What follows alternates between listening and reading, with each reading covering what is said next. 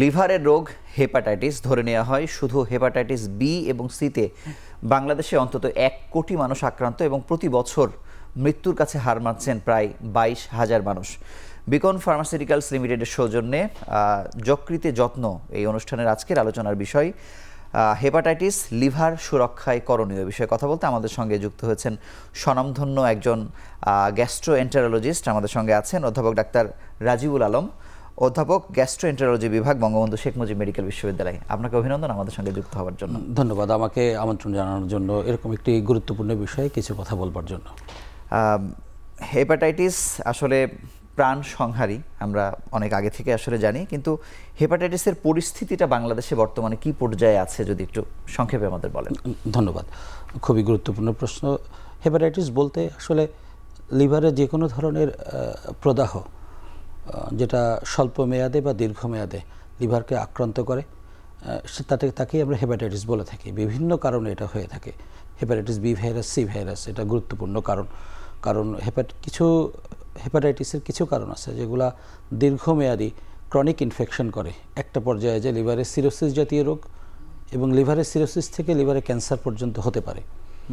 সেগুলো অতি গুরুত্বপূর্ণ। কবিরাজি ঔষধ এই জাতীয় অনেক কিছু যারা সেবন করে থাকেন, এর অনেক কিছু লিভারে স্বল্প মেয়াদে বা এমনকি দীর্ঘমেয়াদে ক্ষতি করতে পারে। আপনাদের কাছে যারা আসে তাদের মধ্যে এখনো এই কবিরাজি বা এই জায়গাগুলোতে যাচ্ছেন, এই পরিমাণটা কেমন পান? কোনো কারণে কোনো রোগীর জন্ডিস বা হেপাটাইটিস হচ্ছে, যেমন হেপাটাইটিস এ ভাইরাস বা ই ভাইরাস দিয়ে, যেই রোগগুলোর ক্ষেত্রে আমরা অধিকাংশ ক্ষেত্রেই আমাদের চিকিৎসা পদ্ধতি কনজারভেটিভ, তার মানে একটু বিশ্রাম নিলে, স্বাভাবিক খাবার দাবার খেলে এবং যতদূর সম্ভব লিভারের জন্য ক্ষতিকারক ওষুধপত্র পরিহার করলে যেই রোগগুলো এমনিতেই ভালো হয়ে যাবে, এরকম অনেক ক্ষেত্রে মানুষজন ওই কবিরাজি জাতীয় ঔষধ সেবন করার ফলে, এবং সেটার মাত্রাটা যথেষ্ট পরিমাণে। আমি এই জায়গাতে জানতে চাই যে যেই সমস্যাগুলো লিভারের আপনি ভালো হয়ে যাওয়ার কথা কিন্তু রোগী বুঝতে পারছেন না, সেই লক্ষণগুলো কি, বা তিনি কতদিন অপেক্ষা করবেন, বা হাসপাতালে কখন তিনি আসলে আসবেন, এই জায়গাটি আসলে আপনার কাছে জানতে চাই। যখন স্বল্প মেয়াদে কোনো কারণে রোগী জন্ডিস হচ্ছে, সাধারণত চোখ হলুদ হচ্ছে, বমি ভাব হচ্ছে, রোগী খেতে পারছে না, এরকম ক্ষেত্রে সাধারণত রোগীরা ডাক্তারের কাছে যায়।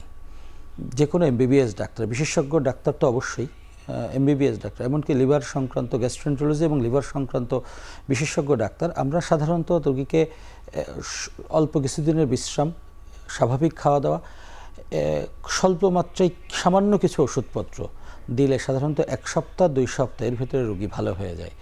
যদি মাসাধিককাল 1 মাস বা তার বেশি সময় জন্ডিস থাকে, রোগীর বমি কমছে না, রোগীর স্বাভাবিক খাবার খেতে পারছে না, এরকম ক্ষেত্রে, এবং জন্ডিসের মাত্রা ধীরে ধীরে বাড়ছে বলে রোগীও মনে করছে, এরকম ক্ষেত্রে আমরা সাধারণত রোগী ডাক্তারের কাছে যাবে, হাসপাতালে যাবে, এরকম কোনো ক্ষেত্রে, এবং এর পরবর্তীতে কিছু পরীক্ষার ভিত্তিতে আমরা রোগীকে হাসপাতালে ভর্তি করে থাকি। কিছু জন্মগত বা অন্য কোনো কিছু রোগ থেকে থাকে যেগুলোর সংখ্যায় খুব কম, সেগুলোর ক্ষেত্রে কখনো রোগীর প্রাণঘাতী অবস্থা তৈরি হতে পারে। এই যে হেপাটাইটিস বি এবং সি এর কথা আমরা সব থেকে বেশি শুনি, এই দুটির মধ্যে আসলে কোনটি তুলনামূলকভাবে বেশি জটিল আপনার কাছে মনে হয়? আমার কাছে hepatitis B virus, C virus দুটারই পরিস্থিতি জটিল তৈরি করতে পারে। তার 1 নম্বর কারণ, এইগুলা দীর্ঘমেয়াদে ক্রনিক ইনফেকশন বা ইনফ্লামেশন করে থাকে। বিয়ের ক্ষেত্রে ব্যাপারটা হচ্ছে এরকম, বিয়ের ভ্যাকসিন আছে, হেপাটাইটিস বি ভাইরাসের ভ্যাকসিন 100% সুরক্ষা দিতে পারে, 100% সুরক্ষা দিতে পারে, এবং আমাদের দেশের ইপিআই এক্সটেন্ডেড ইমিউনাইজেশন প্রোগ্রামের সরকারিভাবে বিনামূল্যে এটা জন্মের সাথে সাথে বা তার নির্দিষ্ট সময় পর থেকে এই টিকাটা দেওয়া হয়ে থাকে। হেপাটাইটিস সি এর ক্ষেত্রে সমস্যা, হেপাটাইটিস সি এর এখনো নির্দিষ্ট কোনো টিকা আবিষ্কার হয় নাই। এখন এই যে বিয়ের যে টিকার কথা আসলে বলা হচ্ছে, এটা কি আসলে সবারই নিয়ে ফেলা উচিত? আপনি কি মনে করেন? সবারই নিয়ে ফেলা উচিত, বিশেষ করে প্রথমত যারা ঝুঁকির ভেতরে আছে। কারা ঝুঁকির ভেতরে আছে? যেসব দেশে হেপাটাইটিস বি ভাইরাসের সংক্রমণের হার 5% বা তার বেশি, আমাদের দেশটা এরকম 5 থেকে 7% এর ভেতরে আমাদের দেশের এটার হারটা ভেতরে। তো আমাদের দেশে বর্তমান সিডিসি এবং WHO গাইডলাইন অনুযায়ী যেসব দেশে সংক্রমণের হারটা বেশি, সেই সব দেশে প্রত্যেকেরই টিকা নিয়ে ফেলা উচিত। সেই ক্ষেত্রে সরকারিভাবে প্রত্যেকটা শিশুই টিকার আওতার ভেতরে। এটা ছাড়াও যারা বিভিন্নভাবে হাসপাতালে কাজ করছে, হেলথ কেয়ার ওয়ার্কার্স, তাদের প্রত্যেকেই টিকা নেওয়া উচিত। জন্মের পরে আসলে টিকা দেয়া হবে কি হবে না, এটার মধ্যে একটা সামান্য একটা বিতর্ক বোধহয় আছে আর কি। মানে এই জায়গাতে আসলে বিজ্ঞানসম্মত বিষয়টা কি, আসলে দেওয়াই উচিত? জন্মের পরপরই টিকার যেটা শিডিউলটা আছে সরকারিভাবে, জি। এটা অবশ্যই দিয়ে দেওয়া উচিত। এখানে বিতর্ক কোনো সুযোগ নেই, কোনো বিকল্প নাই। প্রত্যেকটা শিশুকেই হেপাটাইটিস বি ভাইরাস টিকার আওতায় আনতে হবে। আচ্ছা, যদি সে টিকার আওতায় না পড়ে তাহলে পরবর্তীতে আসলে কত বছর বয়স থেকে ওনার নিয়ে ফেলা উচিত টিকা?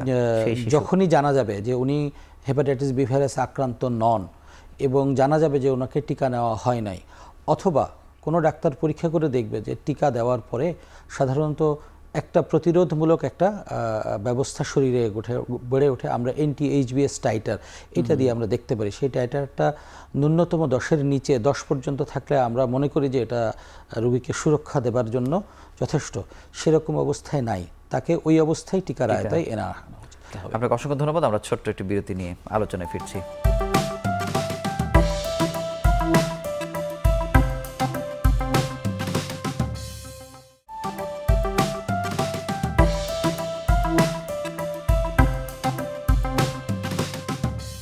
এই যে এত আলোচনা আমরা করছি বা টিকা দেওয়ার জন্য নানাভাবে আসলে মানুষকে উদ্বুদ্ধ করা হচ্ছে, কিন্তু টিকা নেবার হার আসলে কেমন এই হেপাটাইটিস বি ভাইরাসের ক্ষেত্রে আপনারা কেমন দেখছেন?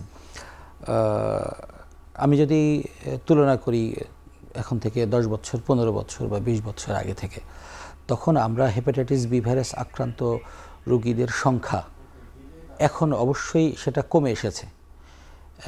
WHO, ওয়ার্ল্ড হেলথ অর্গানাইজেশন, ওনাদের একটা টার্গেট আছে 2030 সালের ভিতরে সারা পৃথিবীতেই hepatitis B virus, C virus সহ হেপাটাইটিসটাকে নির্মূল না হলেও সহনীয় পর্যায়ে নিয়ে আসবা। আচ্ছা, এই টার্গেটটা ফুলফিল হচ্ছে না বা হবে না বলেই মনে হচ্ছে।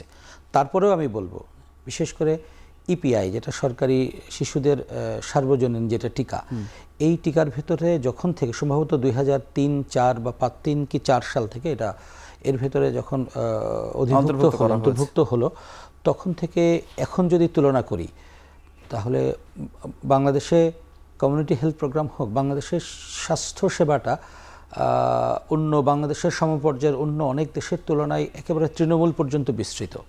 টিকা গ্রহণের হার অন্যান্য অনেক দেশের থেকে বাংলাদেশে অনেক বেশি। সেই কারণে আমি বলবো যে টিকা গ্রহণের হার যথেষ্ট এবং মানুষ উপকৃত হচ্ছে। একটি বিষয় জানতে চাই যে শিশু টিকা নিয়ে ফেলেছে সে কতদিন সুরক্ষায় থাকবে, এবং একজন প্রাপ্তবয়স্ক মানুষ যদি মনে করেন যে আমি আসলে টিকা এখন নিতে চাই, তাহলে তিনিও আসলে কতদিন সুরক্ষায় থাকতে পারেন? ধন্যবাদ, এটা খুব গুরুত্বপূর্ণ প্রশ্ন এবং এটা নিয়ে অনেক ধরনের কনফিউশনের তো মানুষের ভেতরে আছে। যেটা কনফিউশনের ভেতরে আছে, বারবার একটা প্রশ্ন আলোচনায় আসে, বুস্টার ডোজ নেওয়া।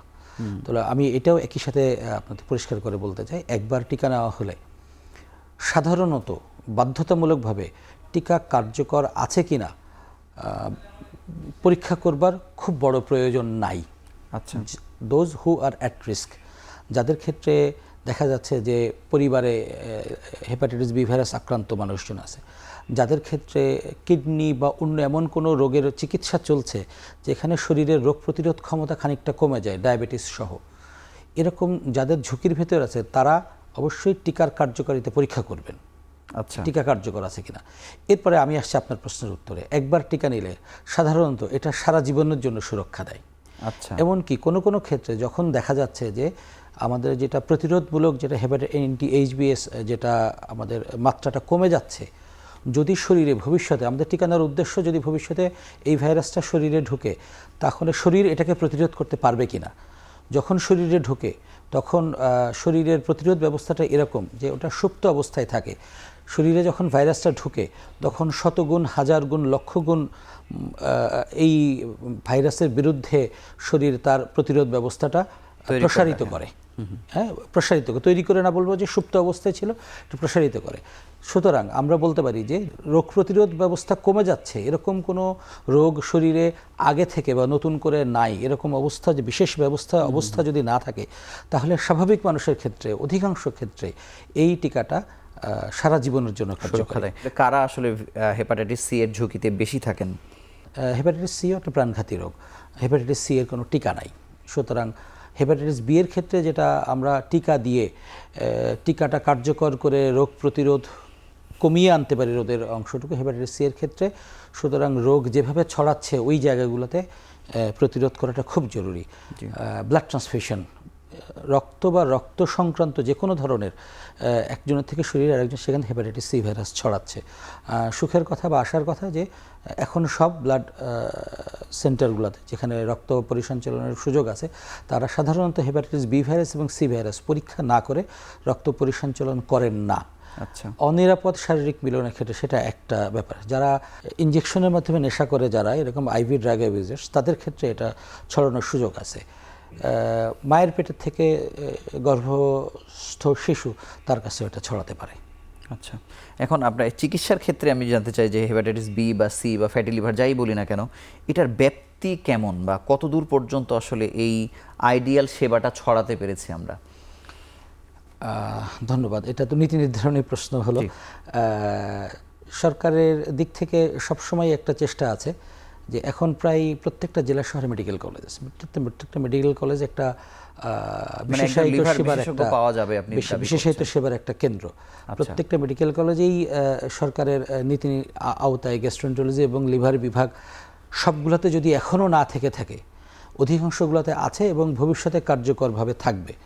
যত বেশি সংখ্যক বিশেষজ্ঞ তৈরি হবেন তারা ওখানে যাবেন। একটা মেডিকেল কলেজে, একটা জেলা শহরে এমনকি একজন গ্যাস্ট্রোএন্টারোলজি লিভার বিশেষজ্ঞ যদি থাকেন, ওনার তত্ত্বাবধানে বা পরামর্শে এই জিনিসটা একটু মানে চিকিৎসা সেবাটা, যে আমরা হেপাটাইটিস বি ভাইরাস হলে কী করব, সি ভাইরাস হলে কী করব, কখন টারশিয়ারি সেন্টার পরবর্তী উচ্চতর হাসপাতালে রেফার করব, এবং রোগ প্রতিরোধমূলক যে উপদেশগুলো, পাবলিক অ্যাওয়ারনেসের জন্য ক্যাম্পেইন যেগুলো, সেগুলো যদি প্রতি মুহূর্তে সরকারি, বেসরকারি এবং ওনার ব্যক্তিগত পর্যায়ে চলতে থাকে, তাহলে আমার কাছে মনে হয় যে বি ভাইরাস, সি ভাইরাস এবং কোনো ক্ষেত্রে অন্য যে কারণগুলো আছে, ফ্যাটি লিভার সহ অন্য যে কারণগুলো আছে, লিভার সিরোসিস, সেই কারণগুলো প্রতিরোধ করা সম্ভব হবে। ধন্যবাদ। আমরা আরও একটি ছোট্ট বিরতি নিয়ে ফিরছি আবারও।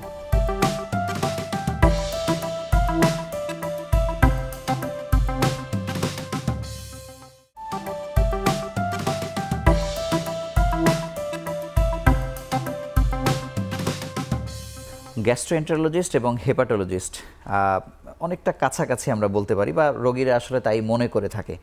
এই যে তিন ধরনের রোগ হেপাটাইটিসের ক্ষেত্রে আমরা এ বলি, ই বলি, সি, বি বা ফ্যাটি লিভারের ক্ষেত্রে আসলে রোগীরা কোন সময় কার কাছে যাবেন বলে আপনার মনে হয়? আমার কাছে মনে হয় যে কারোর কাছে যে কোনো সময় যেতে পারে।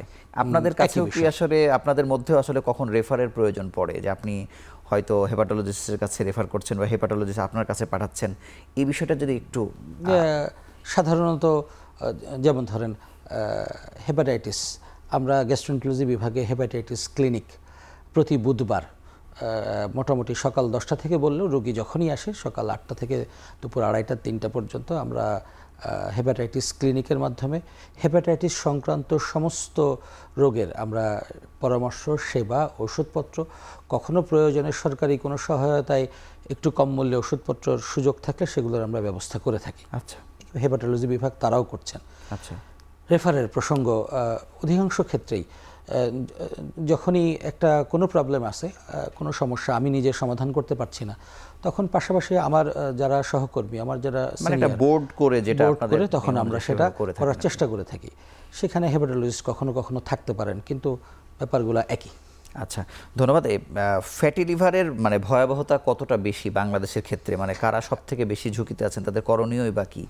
ধন্যবাদ। Hepatitis B virus, C virus প্রাণঘাতী রোগ হিসেবে বিবেচিত ছিল। যখনই বিভিন্ন উপায়ে হেপাটাইটিস বি ভাইরাস এবং সি ভাইরাসকে নিয়ন্ত্রণ করার চেষ্টা করা হচ্ছে এবং একটু কমে আসছে বলে মনে হচ্ছে, পাশাপাশি তখন ফ্যাটি লিভারের প্রসঙ্গটা খুব বেশি করে চলে আসছে। সুতরাং এখন দেখা যাচ্ছে যে ভবিষ্যতে হয়তো ফ্যাটি লিভারই 1 নম্বর কারণ হবে দীর্ঘমেয়াদী রোগ, ক্রনিক হেপাটাইটিস, সিরোসিস, এগুলাতে আক্রান্ত হওয়ার এবং লিভারের ক্ষতি করবার। আরেকটা কারণ হচ্ছে ফ্যাটি লিভারের ক্ষেত্রে অনেক ক্ষেত্রেই আমরা অপরিমিত খাবার, আমাদের বর্তমান যে সিডেন্টারি বসে থাকবার মতো যে একটা জীবন, অফিস ওয়ার্ক, যথেষ্ট পরিমাণে ব্যায়াম না করা, মূলত এই কয়েকটা ব্যাপার ফ্যাটি লিভারের ক্ষেত্রে গুরুত্বপূর্ণ হতে পারে। এগুলো যখন আমাদের এই ইন্ডাস্ট্রিয়ালাইজেশন থেকে শুরু করে যত বেশি আমরা উন্নত হচ্ছি বটে। তত তত আমাদের শারীরিক পরিশ্রমের যেই রাস্তাটুকু আমরা আগে হেঁটে যেতাম সেটা এখন হয়তো আমরা সাইকেল, মোটরসাইকেল বা রিক্সায় যাচ্ছি, কথার কথা বললাম। সুতরাং শারীরিক পরিশ্রমের যখন কমে আসছে তখনই ফ্যাটি লিভারের প্রসঙ্গটা, পরিমাণটা, ব্যাপ্তিটা অনেক বেশি বাড়ছে। আমি জানতে চাই যে আসলে যাদের চিকিৎসা করে আর সমাধান আসলে নাই, যে তাদেরকে ট্রান্সপ্লান্টই আসলে করতে হবে, এই সংখ্যাটা বাংলাদেশে আসলে কেমন এখন? এই সংখ্যাটা অ্যাটলিস্ট 1 to 2% এই আক্রান্ত আছে, কিন্তু আনফর্চুনেটলি আমাদের ভেতরে এখনও লিভার ট্রান্সপ্লান্টেশন আমাদের দেশে আমরা নিয়মিতভাবে করতে পারছি না। যাদের লিভার ট্রান্সপ্লান্ট করা সম্ভব হচ্ছে না কিন্তু বেঁচে আছেন, তারা কি আসলে প্যালিয়েটিভে চলে যাবেন না আসলে তাদের করণীয়টা কি? তাদের করণীয় কি? আমরা তাদের ক্ষেত্রে নির্দিষ্ট ঔষধপত্রের একটা ব্যবস্থা করে দেই। তাদের খাওয়া দাওয়া কেমন হবে, ঔষধপত্র কেমন হবে, তাদের ক্ষেত্রে রক্তক্ষরণের ব্যাপার থাকে। আমরা ওইটাকে রিং দিয়ে, আমরাকে ব্যান্ডিং বলি, এটাকে আমরা বন্ধ করে দেওয়ার ব্যবস্থা করি যাতে রক্তক্ষরণ ভবিষ্যতে না হয়। এবং এটা একটা উপায়। কোন পর্যায়ে কি পরিস্থিতি তৈরি হলে তারা দ্রুত হাসপাতালে আসবেন, আমরা লিখিত আকারে তাদেরকে এটা সরবরাহ করে থাকি। ধন্যবাদ। এই রোগগুলোতে যারা আক্রান্ত হচ্ছে, আন্তর্জাতিক পর্যায়ে বা উন্নত দেশে যে সেবাটি দেয়া হচ্ছে সবকিছু কি আমরা বাংলাদেশে বসে পাচ্ছি কিনা, বা সব ওষুধ বা টিকা সব কি বাংলাদেশে সহজলভ্য কিনা? একেবারেই আন্তর্জাতিকভাবে ইন্টারন্যাশনাল স্ট্যান্ডার্ড যে কথাটা আমরা সবাই ব্যবহার করে থাকি, সেই স্ট্যান্ডার্ডের সব কিছুই সরকারি হাসপাতালগুলো, বেসরকারি তো অবশ্যই, সরকারি হাসপাতালগুলোতেও সেই সেবাটা সম্পূর্ণভাবে বাংলাদেশে পাচ্ছে এবং দেওয়া সম্ভব হচ্ছে। হয়তো বিছানার স্বল্পতার কারণে সব মানুষ একই সময়ে সেবাটা পাচ্ছে না, কিন্তু যতটুকু বিছানা আমাদের অ্যাভেলেবল আছে সেই অনুযায়ী আমরা সর্বোচ্চ সেবা দিতে পারছি। প্রতিরোধের ক্ষেত্রে কি করণীয় আসলে রোগীদের? প্রতিরোধের ক্ষেত্রে দুই ক্ষেত্রে প্রতিরোধের ব্যাপার আসছে। এক নম্বরে যেগুলো অ্যাকিউট ইনফেকশন করছে সেগুলো অধিকাংশ ক্ষেত্রে পানি খাবার থেকে ছড়ায়। সুতরাং নিরাপদ পানি, নিরাপদ খাবার, এইটা একটা ছড়ানোর উপর। একটা ছড়ানোর পর আমরা যেন কবিরাজি বা ওই জাতীয় ট্র্যাডিশনাল মেডিসিন এগুলো ব্যবহার না করি, বিশেষ করে জন্ডিস আক্রান্ত অবস্থায়। এটা একটা ব্যাপার। হেপাটাইটিস বি ভাইরাসের ক্ষেত্রে অবশ্যই টিকার আওতায় আনতে হবে, এটাই একমাত্র উপায়। মানে আপনার ব্যক্তিগত জীবনে মনে হয়েছে যে এই লিভার রোগের প্রতিরোধের ক্ষেত্রে মানে কোন চ্যালেঞ্জটা আপনি ব্যক্তিগতভাবে ফেস করেন? আমরা যথেষ্ট সচেতন করতে পারছি কিনা, এটা আমার কাছে একটা চ্যালেঞ্জ মনে হয়। করতে পারছি কিনা আর করলেও হচ্ছে কিনা, করলেও মানুষ নিচ্ছে কিনা, এটা একটা ব্যাপার। আমার কাছে মনে হচ্ছে যে চিকিৎসা সরঞ্জামের কখনো কখনো কিছু অপ্রতুলতা, সেটা আমাদের কাছে একটা চ্যালেঞ্জ মনে হয়েছে। কখনো কখনো মনে হয়েছে আমাদের কাছে রোগীর সংখ্যা বেশি, সেই সুপার স্পেশালাইজ বা বিশেষায়িত চিকিৎসা কেন্দ্রগুলোতে যথেষ্ট পরিমাণে বিছানা একই ছাতার নিচে পূর্ণাঙ্গ সেবা আমরা দিতে পারছি, অনেক ক্ষেত্রে একই ছাতার নিচে পূর্ণাঙ্গ সেবা দিতে পারছি না। আপনাকে অসংখ্য ধন্যবাদ আমাদের সঙ্গে যুক্ত হওয়ার জন্য, এবং আবারও আন্তরিকভাবে অভিনন্দন জানাচ্ছি। আপনাদেরকে ধন্যবাদ। লিভারের আসলে অনেকগুলো রোগ, সচেতনতাই আসলে সব থেকে বড় উপায়, কারণ একবার যদি আপনি আক্রান্ত হয়ে যান আসলে এই জটিলতার কোনো শেষ নাই। আমরা সচেতন হব এবং লিভারকে সুরক্ষার সর্বোচ্চ চেষ্টা করে যাব। এই ছিল আজকের পর্বে। ভালো থাকুন, সুস্থ থাকুন।